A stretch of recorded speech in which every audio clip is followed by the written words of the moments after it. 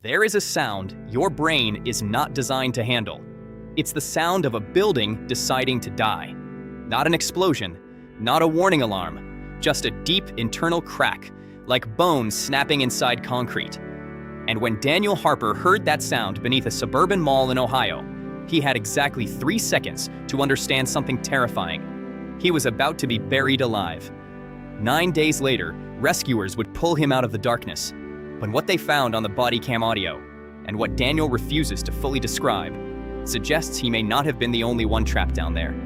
Because for 9 days beneath thousands of tons of rubble, in total darkness, with no food and almost no water, something was breathing, inches away from him. Westbrook Plaza Mall had been dying for years. Like many American shopping centers built in the late 80s, it once thrived with families, packed parking lots, and long holiday lines. By 2019, half the storefronts were empty. The anchor department store had closed. The escalators groaned louder than the customers who still used them. At night, the place felt cavernous and hollow, the fluorescent lights flickering as if they were struggling to justify staying on. Daniel Harper had worked maintenance there for 3 years. He knew the building's secrets better than anyone. Every service corridor, every locked supply room, every narrow concrete tunnel beneath the public floors. On a Tuesday evening, at 8:47 p.m., Daniel received a call about a leak near the abandoned food court. It sounded routine. Tenants complained about leaks all the time. He grabbed his flashlight and toolbox and headed toward the lower maintenance level, an area invisible to shoppers. The air down there always felt heavier, thick with dust and the smell of damp concrete. Exposed pipes lined the ceiling. Water stains traced dark veins along the walls. He followed the sound of dripping until he reached the corridor beneath the food court. At exactly 9:12 p.m., he heard a noise that didn't belong. It wasn't loud or explosive. It was subtle, like a deep internal crack traveling through the bones of the building. Daniel froze. He looked up just as a jagged fracture split across the ceiling. For a split second, there was silence. Then, the world collapsed. Concrete slabs dropped like falling cliffs. Steel beams twisted and screamed. The floor vanished beneath a cloud of dust, and Daniel felt himself thrown sideways before everything went black. When he regained consciousness, he couldn't see anything.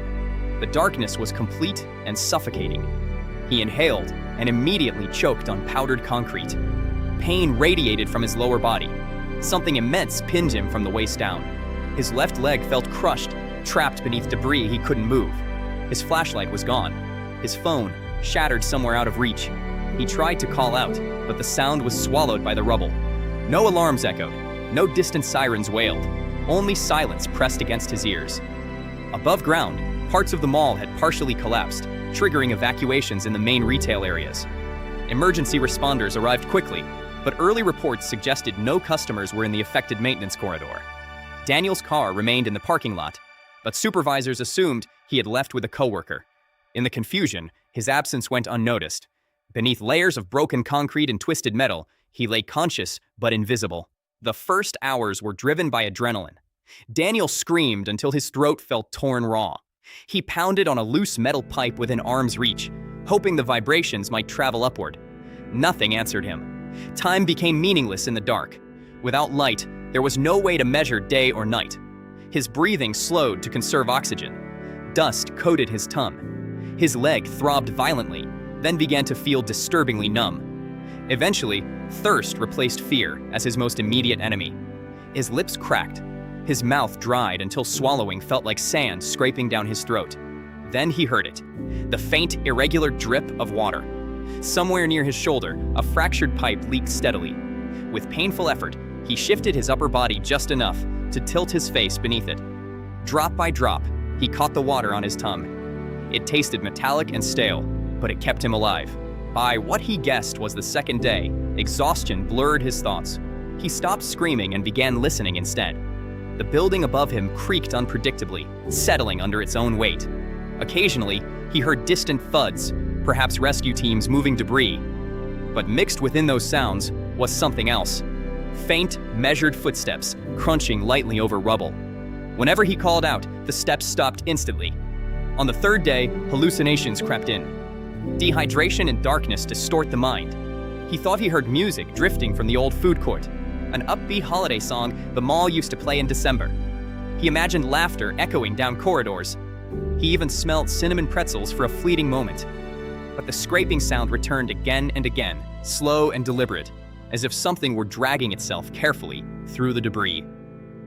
Above ground, structural engineers warned that the lower maintenance level was dangerously unstable. Rescue teams hesitated to send workers deep inside. Still, inconsistencies in staff logs began to surface. Daniel hadn't officially clocked out. A co-worker confirmed seeing him head toward the food court leak. By the 5th day, search crews expanded their operation. Below, Daniel's body weakened.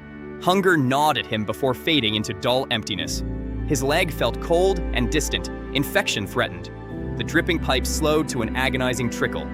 Then, in the heavy silence, he heard it clearly. A breath. Not wind, not shifting rubble. A slow, steady inhale and exhale just beyond the slab of concrete above his chest. He held his own breath to listen. It continued for nearly a minute before fading away. On the 7th day, Daniel forced himself into a pattern. 3 taps on the pipe, pause. 3 taps again. He repeated it every hour. Above him, rescue teams deployed sensitive listening devices. Faint rhythmic tapping registered on their equipment. Hope surged, but between his tapping attempts, he heard something that froze his blood. 3 taps from somewhere deeper in the rubble. A pause, then 3 more. Not from above, from the side, mirroring him. By the 8th day, Daniel drifted in and out of consciousness. His kidneys strained, his thoughts fractured into dreams and reality. Then he heard unmistakable sounds: engines, metal cutting, muffled voices shouting instructions, dogs barking, real rescue activity. He summoned what little strength remained and tapped again. This time, voices responded faintly. The cutting grew louder. Light vibrations traveled through the concrete. Yet, beneath the rescue noise, another sound moved rapidly away, scraping, retreating as if fleeing the approaching light. Daniel felt dust fall across his face in thin streams. Something shifted above him, not collapsing, but moving. On the 9th day, at 3:42 p.m., a narrow beam of light pierced the darkness near his shoulder. It burned his eyes like fire. Hands reached through the opening, clearing debris carefully to avoid triggering another collapse. Daniel tried to speak, but could barely form words. When they finally pulled him free, he had lost 23 pounds.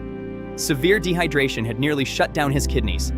His crushed leg required multiple surgeries, but against overwhelming odds, he was alive. Later, investigators reviewing body camera footage noticed something unsettling. Just seconds before the final slab was lifted, a faint scraping noise echoed from deeper within the sealed corridor, moving away from Daniel's location. Rescue dogs that had confidently tracked his scent refused to proceed further into that section. They growled, ears pinned back, and resisted commands. Structural instability was cited as the reason no deeper search was conducted. Daniel spent months recovering physically, but privately, he admitted something that still haunts him. On the 2nd day, when he first heard footsteps, he saw a shape interrupting the faintest sliver of filtered light through a crack above him. It stood motionless, watching. He couldn't describe it clearly, only that it blocked the light unnaturally long before shifting away. The mall was demolished 6 months later. Officials blamed water damage and neglected infrastructure. The lower maintenance corridor, where Daniel had been trapped, was sealed before demolition for safety reasons. No additional survivors were found. No animals were discovered in the rubble. Daniel rarely speaks publicly now. He says the collapse may have saved him, because whatever shared that darkness retreated only when the light broke through. As rescuers carried him out on a stretcher, he turned his head toward the shadowed entrance of the maintenance tunnel. For a brief second, he thought he saw movement in the dust, stopping precisely where sunlight touched the ground. 9 days buried alive will change your body forever. But 9 days believing something unseen is inches away from you changes something deeper. So the next time you walk through a nearly empty mall and hear an echo from a corridor marked employees only, ask yourself one question. If the lights went out and the ceiling fell, would you truly be alone in the dark? Or would something already be there, waiting patiently for the sound of your first desperate tap?